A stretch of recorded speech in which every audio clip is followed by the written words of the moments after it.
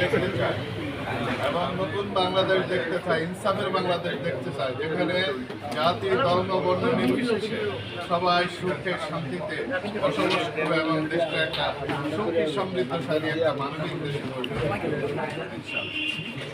আপনাদের প্রত্যাশাটা কি? মানে ভোট চাওয়ার বিষয়ে আমাদের প্রত্যাশা তারা সব যোগ্য লোকদের যারা ইনসাফের বাংলাদেশের কথা বলে তাদের পক্ষে ইনশাআল্লাহ তাদের বিবেচিত পবিত্র আমানতটা তারা রায় তাদের প্রয়োগ করবে। আমরা এটা অবশ্যই আমরা আশা করি।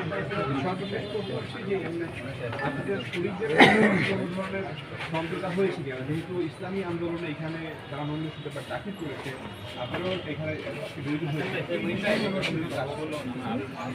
শরিকদের সাথে তো আমাদের সহযোগিতা অনেকটা এগিয়ে আছে এবং কেন্দ্রীয় সংগঠন যতটুকু বাকি আছে অত্যন্ত দ্রুততার সাথে এটা সম্পন্ন করবেন, ইনশাল্লাহ সম্পন্ন হয়ে যাবে। আমরা শতভাগ আশা করি এবং আরও অটুট হবে ইনশাল্লাহ।